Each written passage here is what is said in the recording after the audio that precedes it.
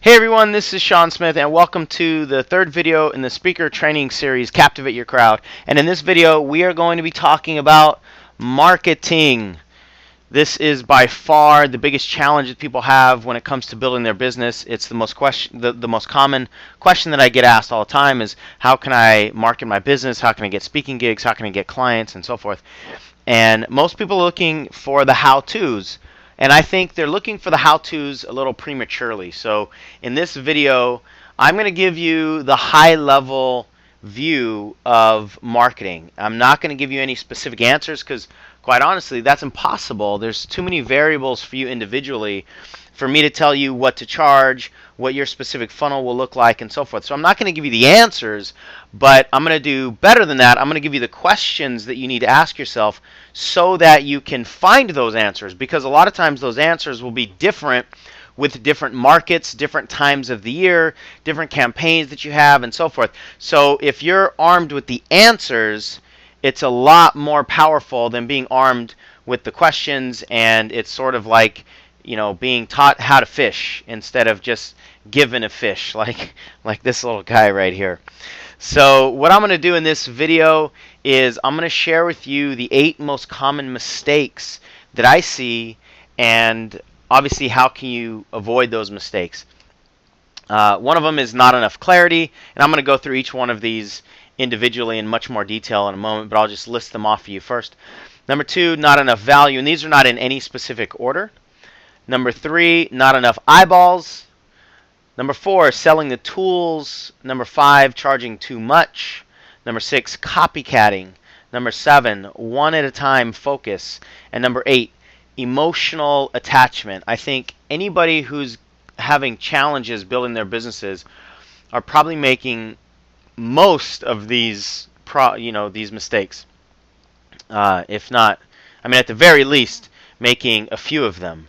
And so we've got to avoid this. Let's start at the very top. Not enough clarity. What I see a lot of people do, especially when they're building their business from the very beginning, is they're just way too vague. And it sounds like, you know, I'm going to teach you how to be more successful, or I'm going to give you better results, or I'm just going to give you, you know, a better life, or something like that. And the bottom line is, in today's world, we can't be vague and attract people's attention anymore, because there's so many marketing messages out there. You've got to be clear in order for people's ears to tune in. And another mistake that I see often, and it goes hand in hand with this sometimes, is being too cheesy. You know, I personally am not a big fan of using a lot of the cliches that a lot of people use. You know, hey, just come over here and you'll change your life, or this program is unbelievable.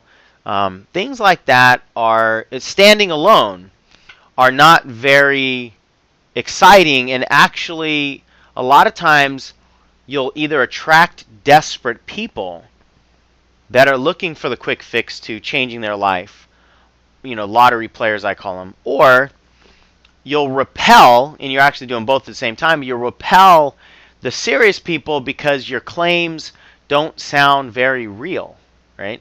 So you don't want to stand alone on cheesy claims like that. Now, there's nothing wrong with building those in, you know, putting them into the conversation, as long as you have the specifics.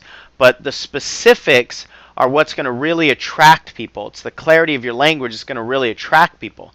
And then if you add in that when you implement these specific tools, you're going to increase this in your, you know, in your business or in your life, and it's really going to give you magical results. That's great. That's good language.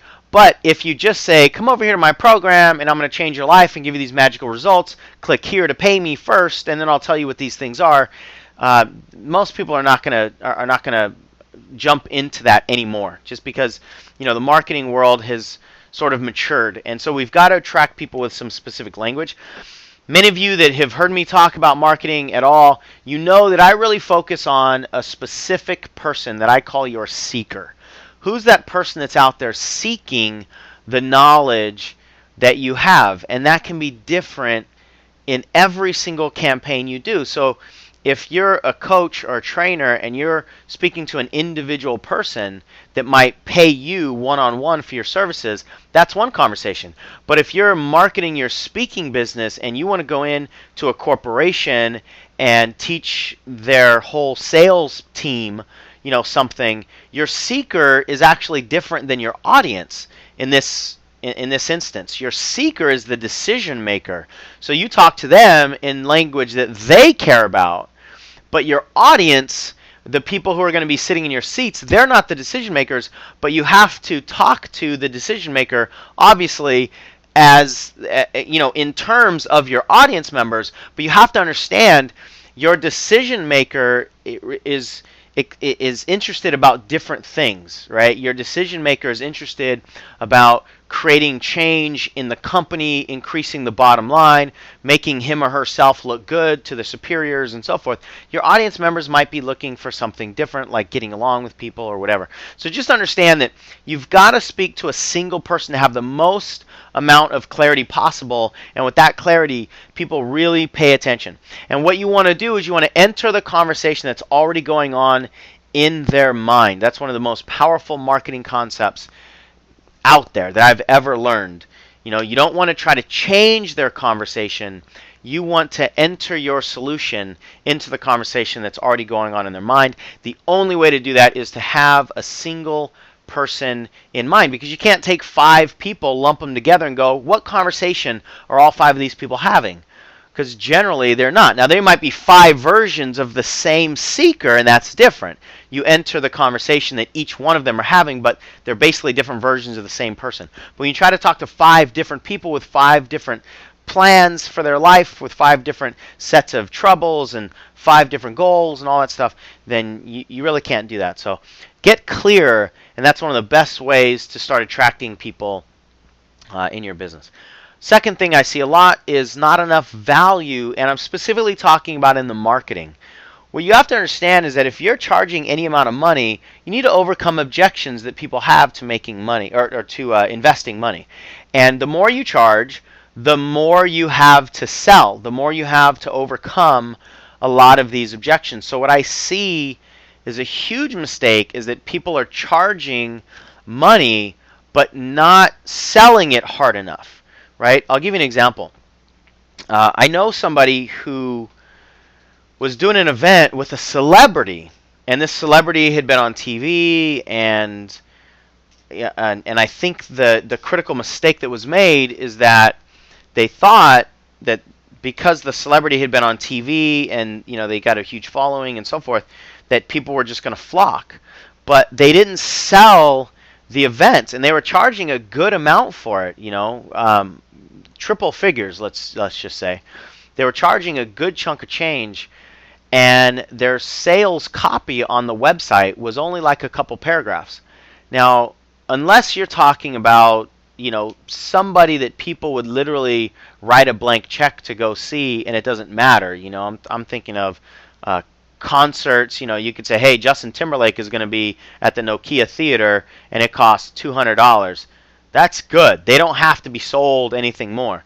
But in the seminar business, in the trainer business, the workshop business, it's not like that. You just can't sell the name of people unless it's already, unless they have such a huge following that people are just going to go no matter what. And really the only name that I can think of that you could probably do that with is Tony Robbins. If you just said, hey, Tony Robbins is having an event over here, it's $200. Go. A lot of people will go.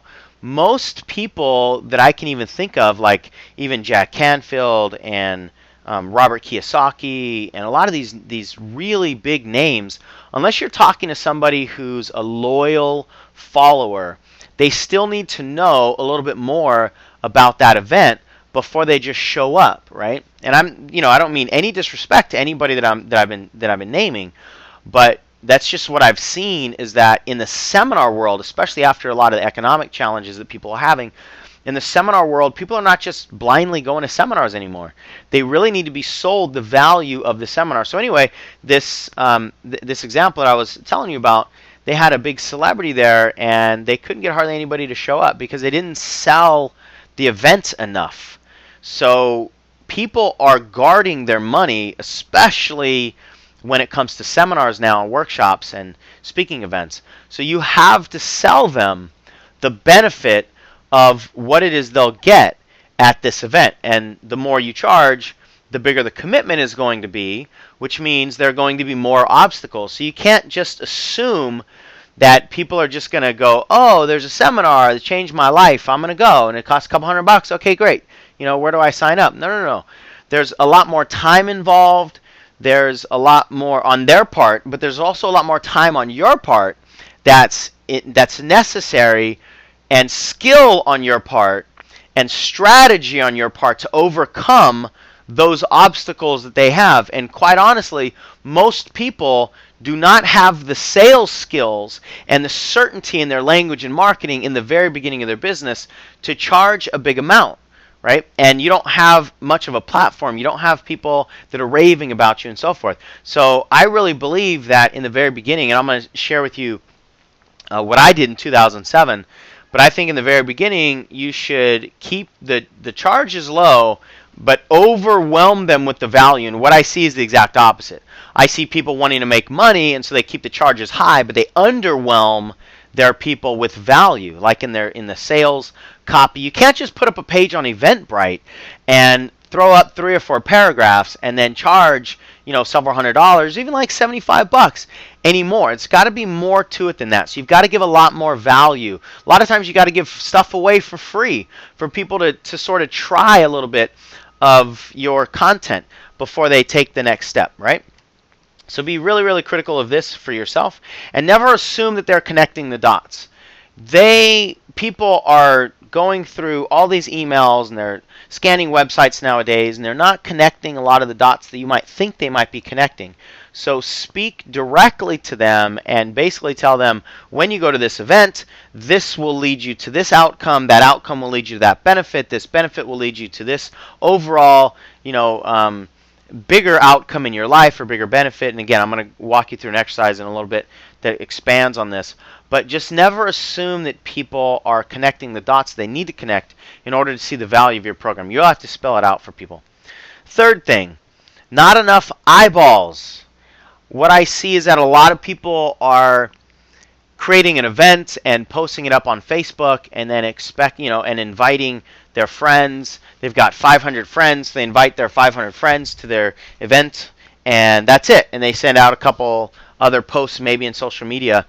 And that's nowhere near enough. Facebook world today, a lot of people have turned their notifications off. So even if you invite them to an event, they never see them, or they never really go to the event to check out what it is. So don't take for granted what like the little numbers in social media, especially.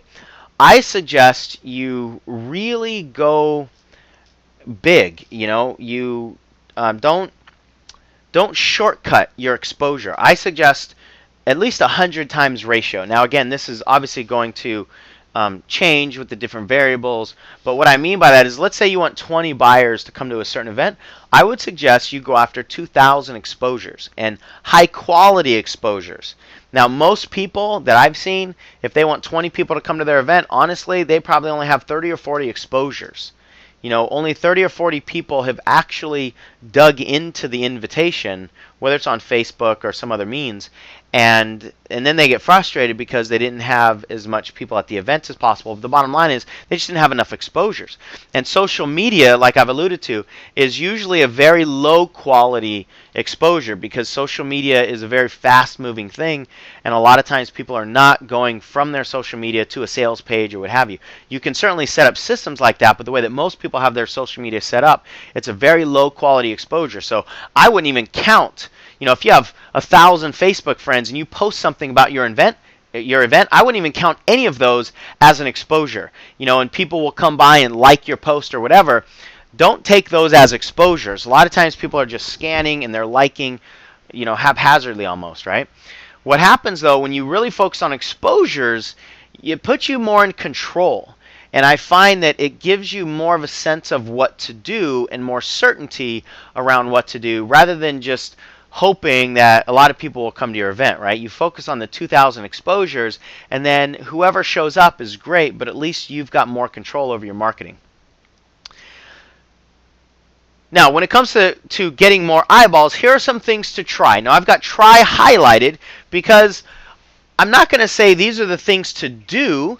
It depends. It depends on your market, right? It depends on your seeker. Where are your seeker's eyeballs? If your seeker's eyeballs are not in social media, then I wouldn't suggest you spend too much time on social media. So again, I think a lot of people are looking for the ways to market a seminar, let's say, and then they might try those ways and they get frustrated because that wasn't right for their particular market, for their particular topic, for their particular seeker, and so forth. But what I do want to do is give you a decent sized list here of things to try. These are things to consider. Some of you might rule some of these out just because of your market right away, but these are things that you can try and test to see if they work, right? One of the things that definitely works is if you can get in front of crowds, especially crowds of your seeker keepers. What I mean by that is organizations or sales offices or anywhere that your seekers are. So if you're going to do a training event on sales and you go to a real estate office and you ask the office manager there or whoever's in charge if you could do a presentation for their salespeople, now you've got your potential seekers in the room, but you've gotten them through a sales office. You go to an organization that has a bunch of people that might really be interested in what it is that you have to offer. That's what I mean by your seeker keepers. And speaking in front of a room is one of the best ways to get authority. It's one of the best ways to get people to listen. Those are super high quality exposures because you've got a captive audience and they're listening to you, and you can offer them something at the end and they'll be paying attention, right? So that's one of the best ways. Teleseminars are great. You jump on the line and you get a bunch of people while they're on the teleseminar. They are a captive audience for the most part, and that's a high quality exposure.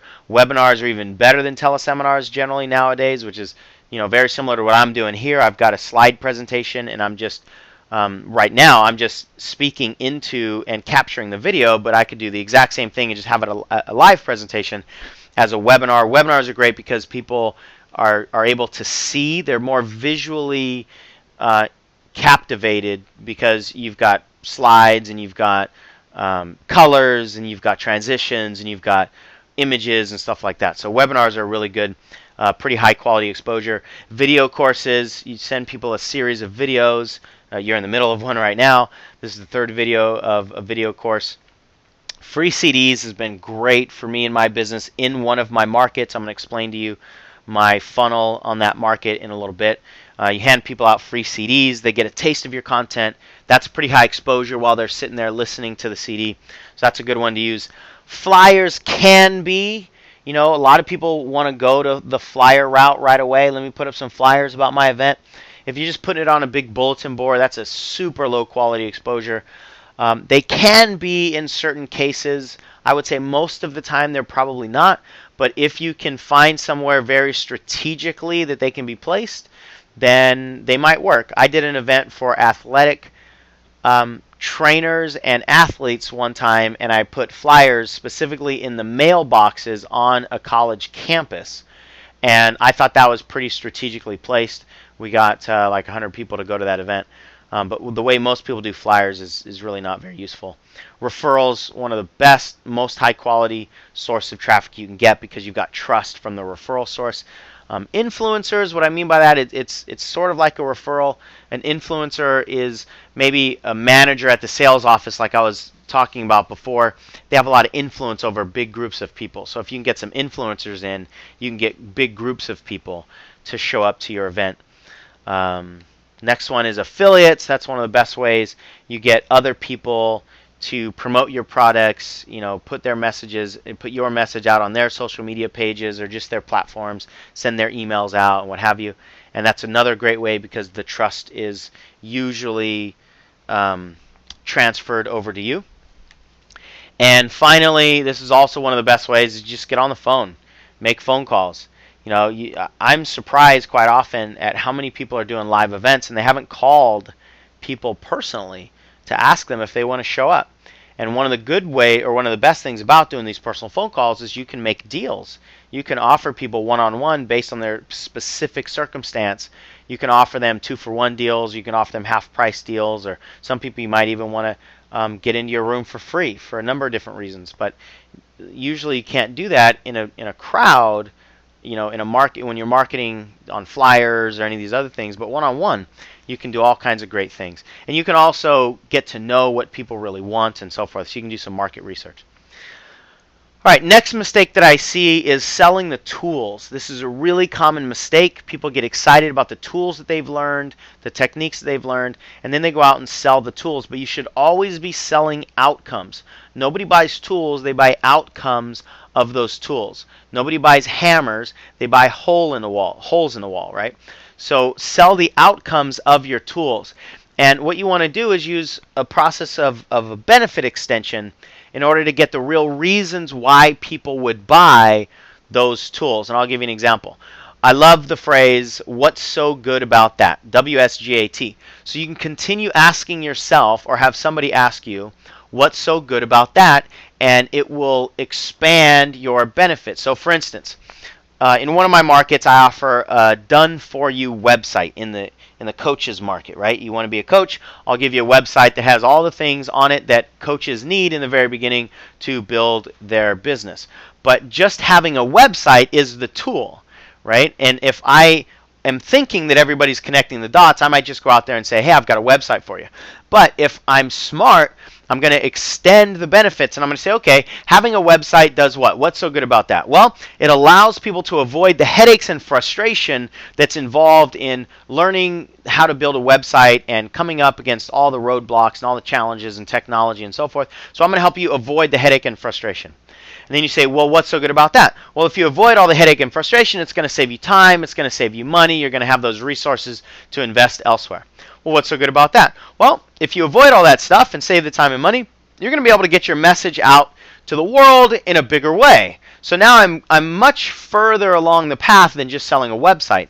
And then you say, well, what's so good about that? Well, ultimately, if you get your message out in the world, then you're going to be more fulfilled because you're going to know that you're going to be making a difference with your life. You only get one shot on the planet, and how awesome will it be to know that your message is getting perpetuated out there and people's lives are being changed and you've made your mark while you're here, right? Now, if I just did that, it might sound a little cheesy, but if I add that onto the end of the tools and continue this whole conversation the way it's laid out there, it's got a pretty good package. It's got some of the tools, it's got the how-tos that some people are looking for, but it's also got the bigger level benefit extension of getting their message out and making a difference in the world, and that's what's going to really excite people to buy anything. They buy through the tools to the outcomes, right? So that's just an example. I like that exercise of what's so good about that. And if you want more information on that, I've got about an 8-minute video called Selling the Hill. It's on coachesupdate.com. I forgot to put the website in here on the video. But coachesupdate.com, it's a pretty silly video, Romeo and I. You can see how goofy I look in the little image there. But it's got a really profound marketing message. It goes a little bit deeper into this idea of selling tools, right? Or not selling the tools. All right, another common mistake that I see is just simply copycatting. I see a lot of people doing what others in their industry do just because they're doing it. So if you watch Jack Canfield doing a live cast like he's doing right now, as I'm filming this video, he's promoting a live cast on Best-Selling Blueprint. If you just see that and you go, okay, well, I'll just do a live cast. Or if you see what Tony Robbins is doing and I'll just go, okay, I'll just do that because that's what Tony's doing. Or anybody else in your market, if you just copycat what you see from them, you could be making a huge mistake because you don't understand the campaign strategy behind it. You don't really understand where they're going to go. There's tons of hours of brainstorming and ideas and experience on the back end. Now, I'm not saying you rule any of those things out, but I'm saying just don't follow it blindly just simply because somebody else is doing it. And if you just copycat, especially when somebody's a bunch of grade levels ahead of you, if you're in kindergarten, you're following somebody who's in 7th grade, there's a lot of steps in between that you might be missing. And if you do that without the strategy behind it, it can actually be dangerous to your business for a bunch of different reasons. You might put people into a funnel and then that funnel ends and you don't know where they go, and then they get irritated because they're frustrated your conversation wasn't complete, and you have created a trigger for them where when they see your name, they might actually get irritated and not trust you. So that's one way that you could actually create some danger in just jumping out there without having the strategies in place. Or you might do something like that and it might not go well for you because you don't have the strategy behind it, and then you internally have a trigger of failure or doubt because this thing that you tried didn't really work, right? So I'm a big believer that you create success, and that's the best way to have more certainty and have more confidence going forward. So I don't want you to just jump out there and do things just because other people are doing them. Got to have some strategy behind it. Now, again, the concepts and the ideas, you definitely want to pay attention to what's working out there, but mold them to your unique personality, your unique seeker, your market, all the different variables that need to be taken into account. Don't just blindly follow somebody else, right? Don't be a copycat. And that goes for pricing, it goes for websites, it goes for everything. Another common mistake that I see is charging too much. I alluded to this a little bit when we talked about not having enough value. But specifically with pricing, I think that a lot of people try to jump to their profits a little too quick. And the quick mentality can be very, very damaging, very dangerous in your business. And what I want you to understand is that when you have the strategy in place and you have a layout, a campaign, the bigger profits are much easier to find deeper into your funnel. And I'll give you an example in a few moments that'll spell it all out, and I think it'll really make a lot of sense to you and really hit home. But what a lot of people are doing is they're chasing the bigger profits too early into their funnel. And this might be counterintuitive, at least it was to me, but what I found is that the more that people experience you, the more they want to keep going. I learned this. I did a 5-day event recently, and I wasn't even going to offer coaching because at the end of 5 days, I'm thinking, I gave everything I got to these people for 5 days. Why would they want more? I mean, what could I possibly coach them on that we didn't already do in these 5 days? But I reluctantly went ahead and offered a coaching package thinking that maybe 5% of the people would sign on, and I had the highest conversion that it ever had. Like 75 or 80% of the people signed up to do further coaching, and it made no sense to me logically because they already got all my content, right? But people always want more support, and the deeper they go with you, the more they trust you, the more they like you, the more they want, from you, and they want you to be their guide. So, people get a lot of content from you, and then they want you to help them implement that content one-on-one specifically, especially if we're talking about coaching. So the deeper they go, the more they want of you. And I just alluded to this a moment ago, but I'd rather you have success under your belt in the very beginning rather than trying to charge too much up front, not having people get into your funnel, and then you doubt yourself. You start to have some of those mental scar tissue around marketing that I think a lot of people create because they just try to get too much too early out of their market. Another big issue, and so many of these things are obviously related, but specifically one at a time focus, and this is sort of an extension of what I just talked about. You've got to have a larger strategic layout. What a lot of people do is they just sell single events, and you should never, ever, ever, ever, never, ever, ever sell just a single event because there is always a next step for people to take. And there's so many variables here, I could take a half hour explaining all the different variables, different possibilities. But if you have somebody on a teleseminar, even if they've paid for that teleseminar, at the end of that teleseminar, you better give them somewhere to go. Even if it's just a website, it doesn't always necessarily mean you're going to sell them something, but there's always a next step for them to take. So don't ever, ever sell a single event. I did that so often early on in my business, and I didn't have any flow. There was no road for people to go down. There were just single stepping stones. Well, you've got to have your stepping stones aligned somewhere so that people are going somewhere in your funnel, and obviously that's got to be strategic. So I've talked to you about this a couple times already. Let me explain to you what I mean, and this will tie up a lot of the things that I've been talking about. In 2007, I settled in on a niche of the Mary Kay world, and I just fell into that niche when I was actually going after athletes. But in 2007, I created a brand around Mary Kay. I was the Pink Caddy coach. I was doing Pink Caddy universities. I really focused on that particular seeker, and our business took off. Now, at the height of our business, when I kind of figured it all out, this is what my funnel looked like. I had a Stop the Sabotage free CD, so it didn't cost them anything. Sometimes I would mail them out to some of the influencers in the area, and I would mail out 200-300 CDs sometimes.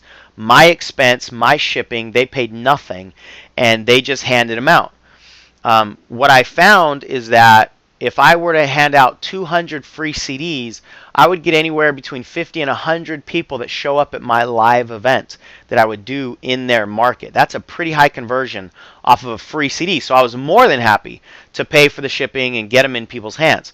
If people bought the free CD online, quote unquote bought, they would just pay $5 shipping and handling, but it still wouldn't be, they wouldn't be paying for the content. So my goal was to flood the market with these Stop the Sabotage free CDs. The next step, and I would actually stuff the free CD with a flyer for the next live event in their area. So if I sent out those 200 CDs, each one of them would have 200 flyers, but they're highly targeted, and they can't even pull the CD out of the little CD sleeve without seeing the flyer on there, right? Then they pop the CD in there, it's connected to the flyer, the branding's all the same, and it was highly, highly strategic. So I would then sell this live event. Now, the live event in 2007 was $20. Now, understand these live events, I was doing all over the country. I was traveling. I'd go up to Canada, and spend a couple $1,000s up front on airfare, hotel, meeting room, all that stuff to do a $20 event. And I was usually paying for their lunch. I was including their lunch. This live event was 8 hours. It included a lunch that cost me usually about $22 to $25. Now, I am way upside down from the beginning, right? Because I'm losing money on their $20 ticket price, just even if I wasn't traveling anywhere. But there was a strategy behind it. This was only the second step in the funnel, right? So there's a live event for $20. At the live event, after this one-day event, I would offer another event that would be either 2 or 3 days, depending. And that event back in 2007 cost $297. Now, $297 to clear away limiting beliefs and the work that we were doing is incredibly low for the work that we were doing. And if my ego would have got involved, I would have said, this is a $2,000 event. I would have tried to sell it at $2,000 and nobody would have bought because my market wouldn't pay $2,000 for those kinds of events. But my market would pay $297 for a 3-day event that's really deep. And so that's what I sold, right? And then some of the profits started to get recovered, or some of my expenses started to get recovered, and we became profitable at this step, this third step. At the Authentic Power Live event, I would sell a product package, or sometimes I would sell the package at the Stop the Sabotage event as well. The product package would be anywhere between $100 and $500. Now, if you don't have products yet, get them. It doesn't take very long to create products in today's world nowadays, and you got to get them, right, so that you can sell. And so that people can take you home with them and further their knowledge. And then at the end of the live event, I would sell a private coaching package. In 2007, my private package was 6 months, one-on-one, every single week for $2,500. Now, you see the dollar amounts go up considerably with each step, right? And what I want you to understand is that the first 2 steps were absolute no-brainers. I mean, who's not going to listen to a free CD? And $20 for an 8-hour event, and I sold that event pretty well. I sold it like it was a $500 event in terms of the videos that I put on the page and all that stuff. I sold it really well, and it was only $20, and they were going to get lunch. Like, I'm going to pay $20 for lunch anyway. I might as well go here and get this information. And so I made it really easy to put people into the funnel, knowing And this is after I had learned the idea that the farther into the funnel they go, the more they want, the more they'll pay. So if I can put as many people as possible into that live event, I'm going to have a heck of a lot more people going to the 3-day event and a lot more people buying the product, a lot more people paying for coaching. If I try to sell that 1-day event for $200, I'm going to have a 1/10, if even that much, people go there, and I just don't have a lot of people in the funnel. Certain percentages are going to continue, but if I start the funnel with 10, maybe 1 or 2 are going to get to the private coaching. But if I start the funnel with 100, 5 or 10 are going to get to the private coaching.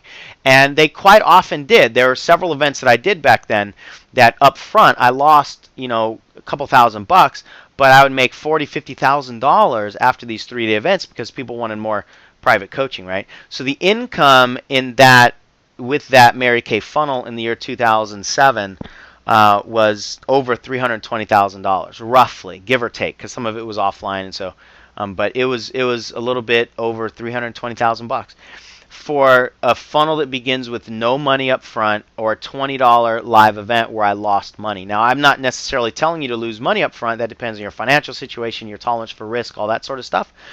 The events that I did in the years past, I would charge $47 for that event. I didn't really see much decline in the numbers that would go.